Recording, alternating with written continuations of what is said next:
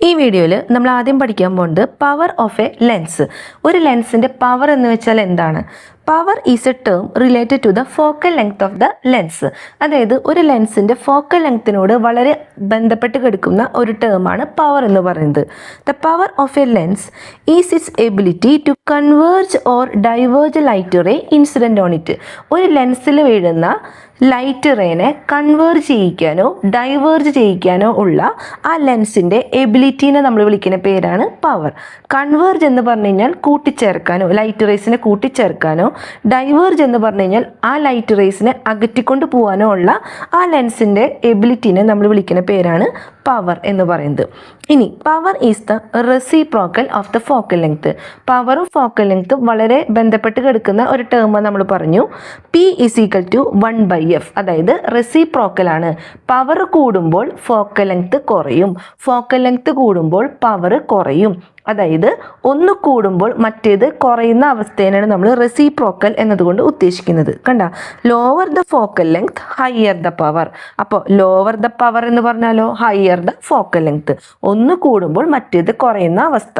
ഇനി പവറിൻ്റെ SI unit പരീക്ഷയ്ക്ക് ചോദിക്കാറുണ്ട്. എന്താണ്? ഡയോപ്റ്റർ. ഈ ഡയോപ്റ്റർ ഡിനോട്ട് ചെയ്യുന്നത് ക്യാപിറ്റൽ D വെച്ചിട്ടാണ് ഡിനോട്ട് ചെയ്യുന്നത്. ഇനി power of a lens with a focal length of 1 metre. അതായത് ഒരു ലെൻസിൻ്റെ പവർ എന്ന് പറഞ്ഞത് ആ ലെൻസിൻ്റെ ഫോക്കൽ ലെങ്ത് 1 മീറ്റർ ആണെങ്കിൽ നമ്മൾ അതിനെ എന്ത് വിളിക്കും? 1 ഡയോപ്റ്റർ എന്ന് വിളിക്കും. ആ ലെൻസിൻ്റെ പവർ എന്ന് പറയുന്നത് 1 ഡയോപ്റ്റർ ആണ്. ഫോക്കൽ ലെങ്ത് 1 മീറ്റർ ആണെങ്കിൽ, ആ ലെൻസിൻ്റെ ഫോക്കൽ ലെങ്ത് 1 മീറ്റർ ആണെങ്കിൽ ആ ലെൻസിൻ്റെ പവർ എന്ന് പറയുന്നത് എന്തായിരിക്കും? 1 ആയിരിക്കും. ഫോക്കൽ ലെങ്ത് 1 ആണെങ്കിൽ പവറും 1 ആയിരിക്കും. പവറിൻ്റെ യൂണിറ്റ് ഡയോപ്റ്റർ എന്നും കൂടി എഴുതണം. 1 ഡയോപ്റ്റർ എന്നും കൂടി എഴുതണം. ഇനി ഇവിടെ ഒരു ക്വസ്റ്റ്യൻ തന്നിട്ടുണ്ട്. What is the power of A concave lens of focal length 25 centimetre. ഇവിടെ ഒരു കോൺകേവ് ലെൻസിൻ്റെ പവർ കണ്ടുപിടിക്കാനാണ് പറഞ്ഞേക്കുന്നത്.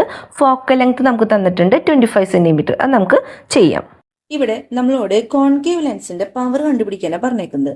അപ്പോൾ പവറും ഫോക്കൽ ലെങ്ത്തും കൂടി ഉള്ള ആ ഒരു ഫോർമുല P = 1/f.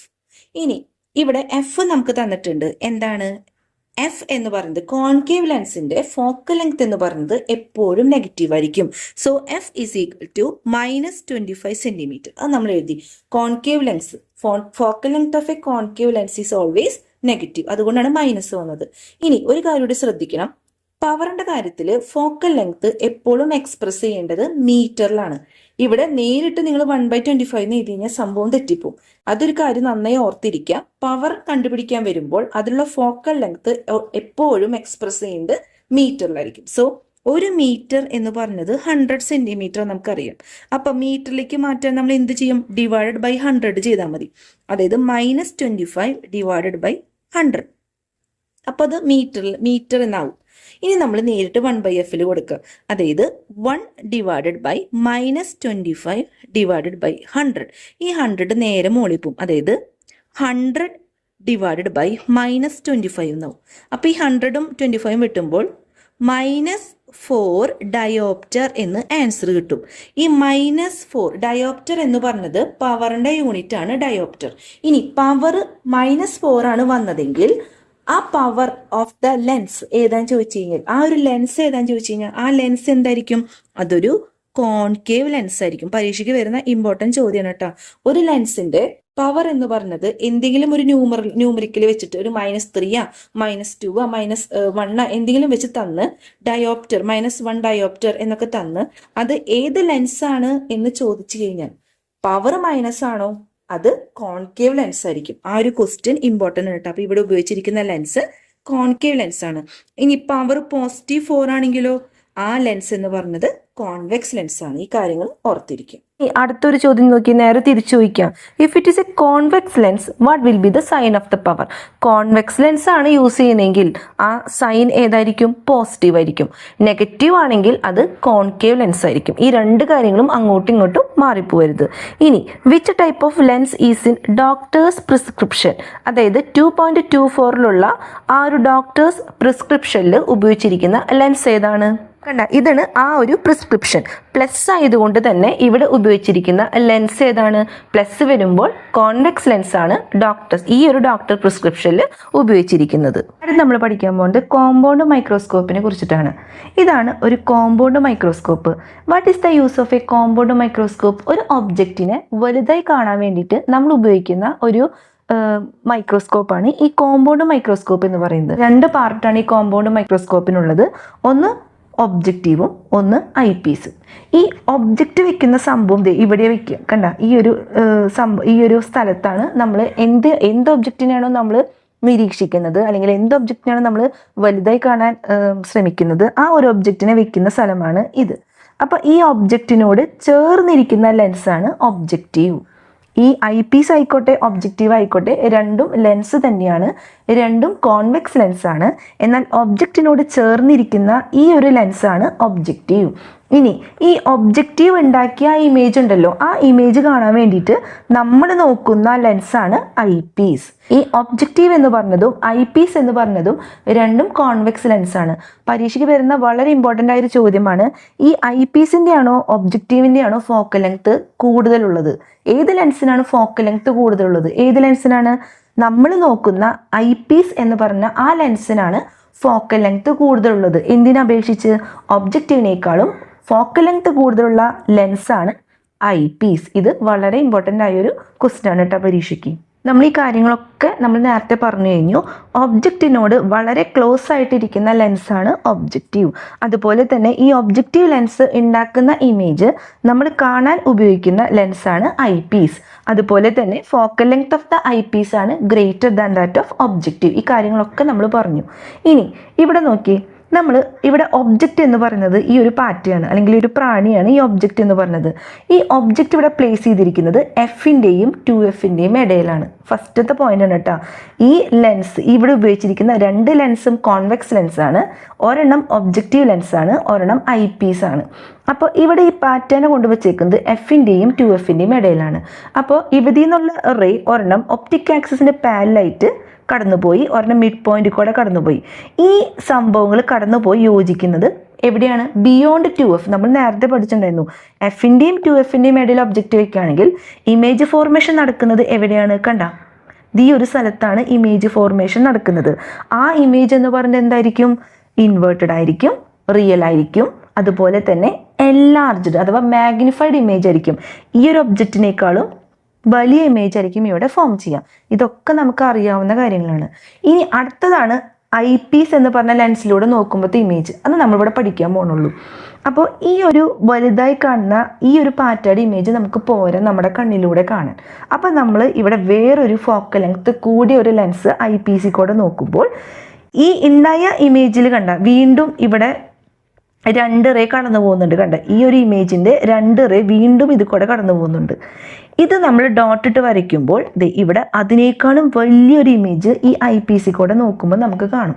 അതിന് വേണ്ടിയിട്ടാണ് ഈ ഐ പി സി നമ്മൾ ഉപയോഗിക്കുന്നത്. അപ്പോൾ ഇതിനേക്കാളും വലിയൊരു ഇമേജ് ഇവിടെ നമുക്ക് കിട്ടി. പക്ഷേ ഈ ഇമേജിൻ്റെ പ്രത്യേകത എന്താണ്?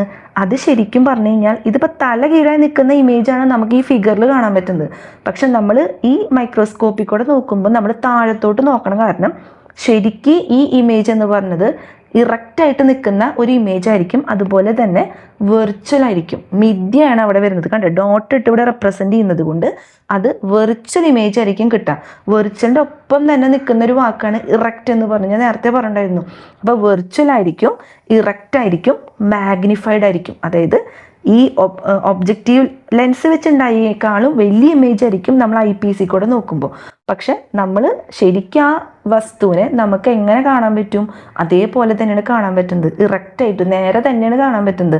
തല കീഴായിട്ടൊന്നും കാണില്ല. നമ്മൾ മൈക്രോസ്കോപ്പിൽ കൂടെ താഴത്തോടെ നോക്കുന്നത്. ഈ ഫിഗറിലുള്ള പോലെയല്ല നമ്മൾ ആ വസ്തുക്കളെ കാണാൻ പറ്റുന്നത്. ശരിക്കും ഇറക്റ്റായിട്ട് തന്നെയാണ് ഈ ഒരു വസ്തുവിനെ നമുക്ക് കാണാൻ പറ്റുന്നത്.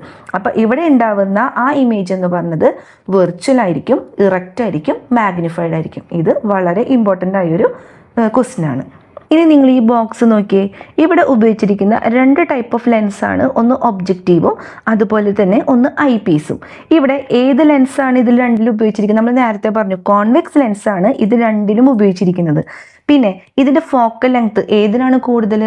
ഐ പീസിനാണ് ഇവിടെ ഫോക്കൽ ലെങ്ത് മോർ വരുന്നത്, അതുപോലെ ഒബ്ജക്റ്റീവിന് ലെസ് ആണ് വരുന്നത്. നമ്മൾ നോക്കുന്ന ഐ പീസിനാണ് ഫോക്കൽ ലെങ്ത് കൂടുതലുള്ളത്, അപ്പോൾ മോർ ഫോക്കൽ ലെങ്ത് ഉള്ളത് ഐ പീസിനാണ്.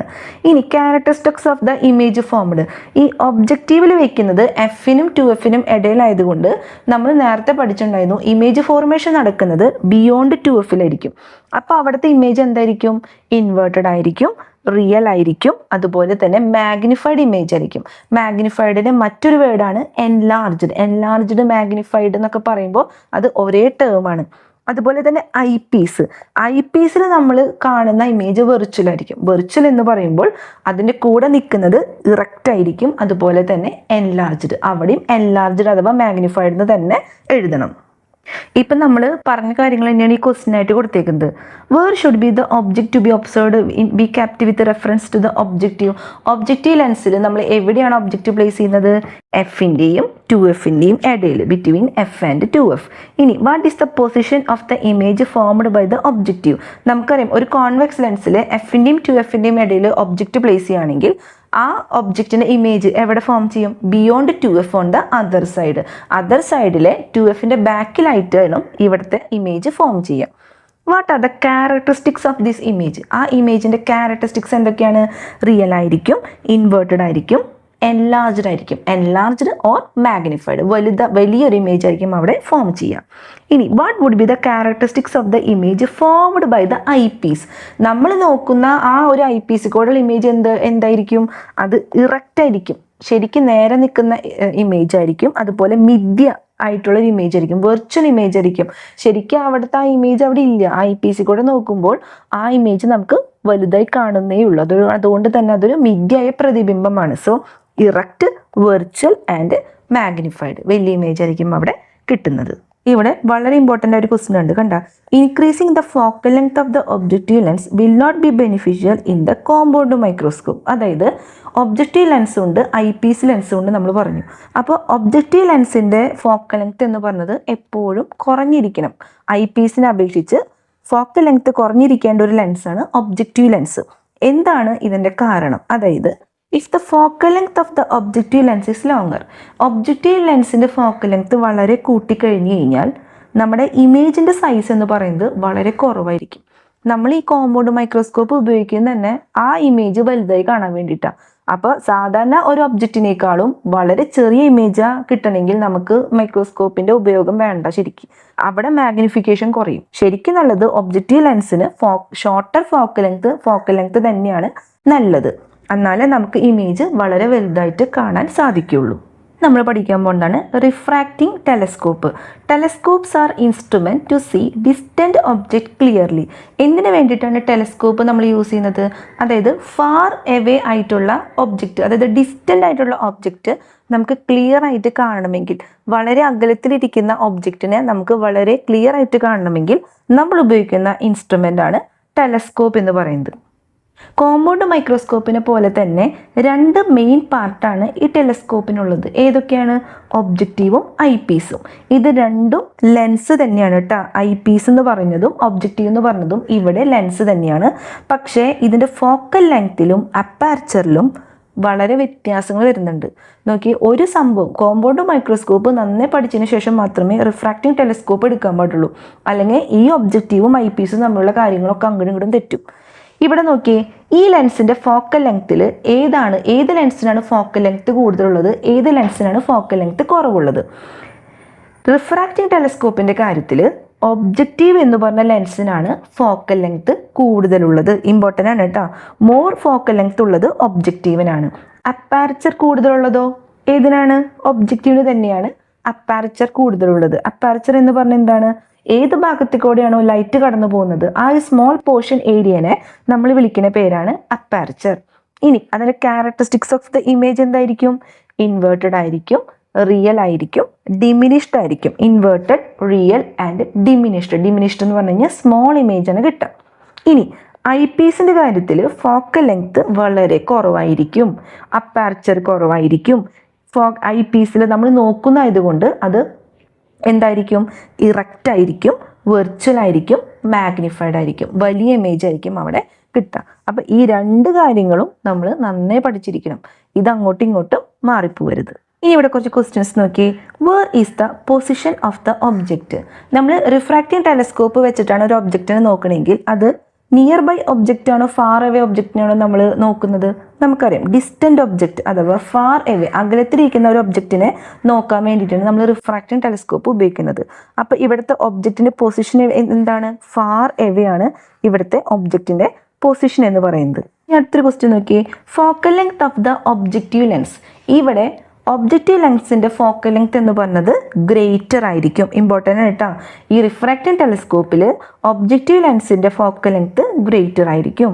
ഇനി what are the characteristics of the image formed by the objective? Objective lens ഉണ്ടാക്കുന്ന ഇമേജിന്റെ പെക്യുലാരിറ്റീസ് അഥവാ സവിശേഷതകൾ എന്തൊക്കെയാണ്? നമുക്കറിയാം റിയൽ ആയിരിക്കും, ഇൻവേർട്ടഡ് ആയിരിക്കും, ഡിമിനിഷ്ഡ് ആയിരിക്കും. അപ്പോൾ ഇവിടെ ഡിമിനിഷ്ഡ് എന്ന വാക്ക് ഇല്ലെങ്കിൽ ഇവിടെ സ്മോൾ എന്ന വാക്ക് തന്നാലും അത് കറക്റ്റ് ആണ്. സോ സ്മോൾ ആൻഡ് റിയൽ ആയിരിക്കും ഇവിടുത്തെ ഇമേജ്. ഒരു ക്വസ്റ്റ്യൻ നോക്കി. Which of the lenses uses this image as its object? ഇവിടെ രണ്ട് തരം ലെൻസ് ഉണ്ടെന്ന് നമ്മൾ പറഞ്ഞു. ഒന്ന് ഒബ്ജക്റ്റീവ് ലെൻസും ഉണ്ട്, അതേപോലെ തന്നെ ഐ പീസ് ലെൻസും ഉണ്ട്. ഈ ഒബ്ജക്റ്റീവ് ലെൻസ് ഉണ്ടാക്കുന്ന ആ ഇമേജിനെ കാണാൻ വേണ്ടിയിട്ടാണ് നമ്മൾ ഐ പീസ് ലെൻസ് ഉപയോഗിക്കുന്നത്. അപ്പോൾ ഒബ്ജക്റ്റീവ് ലെൻസ് ഉണ്ടാക്കുന്ന ഇമേജ് ആ ഇമേജ് എന്ന് പറയുന്നത് ഐ പീസ് ലെൻസിൻ്റെ ഒബ്ജക്റ്റ് ആയിട്ട് മാറണം അല്ലേ? അപ്പോൾ ഫസ്റ്റത്തെ ഇമേജ് എന്ന് പറയുന്നതാണ് ഐ പീസ് ലെൻസിൻ്റെ ഒബ്ജക്റ്റ്. അപ്പോൾ ഇവിടുത്തെ ക്വസ്റ്റ്യൻ നോക്കി. Which of the lenses uses this image as its object? ഈ ഇമേജിനെ അതിൻ്റെ ഒബ്ജക്റ്റ് ആയിട്ട് കാണുന്നത് ഏത് ലെൻസാണ്? ഇതിൽ ഐ പീസ് ലെൻസാണ് ആ ഇമേജിനെ അതിൻ്റെ ഒബ്ജക്റ്റ് ആയിട്ട് കാണുന്നത്. ഏത് ലെൻസിൽ കൂടെയാണ് നമുക്ക് ഇമേജ് കാണാൻ കഴിയുന്നത്? നമുക്ക് കാണാൻ കഴിയുന്നത് ഏത് ലെൻസിൽ കൂടെയാണ്? ഐ പീസ് എന്ന് പറഞ്ഞ ആ ലെൻസിൽ കൂടെയാണ് നമുക്ക് ഇമേജ് കാണാൻ സാധിക്കുന്നത്. The image we see through the eyepiece. നമ്മൾ നമ്മുടെ കണ്ണിലൂടെ ഐ പീസ് എന്ന് പറഞ്ഞ ലെൻസിലൂടെ നോക്കുമ്പോൾ കാണാൻ പറ്റുന്ന ഇമേജ് വെർച്വൽ ഇമേജ് ആണോ റിയൽ ഇമേജ് ആണോ? നമ്മൾ നേരത്തെ പഠിച്ചു, അത് വെർച്വൽ ഇമേജ് ആണ് നമുക്ക് ഐ പീസിലൂടെ കാണാൻ സാധിക്കുന്നത്. ഇവിടെ കണ്ട in a telescope objective lens form a small അഥവാ diminished real inverted image of a distant object while eyepiece forms a erect virtual and magnified image. ഈ രണ്ട് കാര്യങ്ങളും ഇതിൽ നന്നായി പഠിച്ചിരിക്കണം കേട്ടോ. ഇവിടെ വളരെ ഇമ്പോർട്ടൻ്റ് ഒരു ക്വസ്റ്റ്യൻ ആണ് ഇത്. Do not look at the sun through a telescope. It is preferable to fix a telescope on a stand while observing other celestial body. അതായത് ഇവിടെ നോക്കി, ടെലസ്കോപ്പിൽ കൂടെയോ അതുപോലെ അല്ലാണ്ടോ നമ്മൾ സണ്ണിനെ നോക്കാൻ പാടില്ല. കണ്ടോ ഇവിടെ വേറെ ക്വസ്റ്റ്യൻ അതേപോലെ തന്നേക്കാണ്.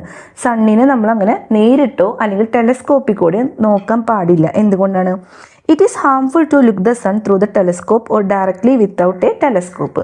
അങ്ങനെ നോക്കാൻ പാടില്ല. Because when we look at the sun, നമ്മൾ നേരിട്ട് സൂര്യനെ നോക്കുമ്പോൾ the energy radiation from the sun, അതായത് എന്ത് തരം എനർജി ഉണ്ട്? രണ്ട് തരം എനർജിയാണ് അവിടെ വരുന്നത്. ഒന്ന് ഹീറ്റ് എനർജിയും അതുപോലെ തന്നെ ലൈറ്റ് എനർജിയും which are concentrated in our eye. നേരിട്ട് നമ്മുടെ കണ്ണിലുള്ള റെറ്റിനയിൽ ചെന്ന് പതിക്കും. ഈ രണ്ട് റേഡിയേഷനും, അതായത് ലൈറ്റ് റേഡിയേഷനും ഹീറ്റ് റേഡിയേഷനും നേരിട്ട് വളരെ കൂടിയ അളവിൽ നമ്മുടെ റെറ്റിനയിൽ ചെന്ന് പതിക്കും. This causes burning of retina. ഇത് എന്തുണ്ടാവും? റെറ്റിന ബേൺ ചെയ്യാൻ ഇടയാവും. Which may lead to the vision loss. അവസാനം നമുക്ക് കണ്ണിൻ്റെ കാഴ്ച നഷ്ടപ്പെടുന്ന രീതിയിൽ കാര്യങ്ങൾ കൊണ്ട് എത്തിക്കും. അതുകൊണ്ടാണ് ടെലസ്കോപ്പിക്കോടെയോ അല്ലെങ്കിൽ നേരിട്ടോ സൂര്യനെ നോക്കാൻ പാടില്ല എന്ന് പറയുന്നത്. നിങ്ങൾക്ക് ഈ വീഡിയോ ഇഷ്ടപ്പെട്ടാൽ ലൈക്ക് ചെയ്യാനും സബ്സ്ക്രൈബ് ചെയ്യാനും മറക്കരുത്. മാക്സിമം നിങ്ങളെല്ലാവരും നിങ്ങളുടെ ഫ്രണ്ട്സിലേക്കൊക്കെ ഈ വീഡിയോ ഷെയർ ചെയ്യണേ.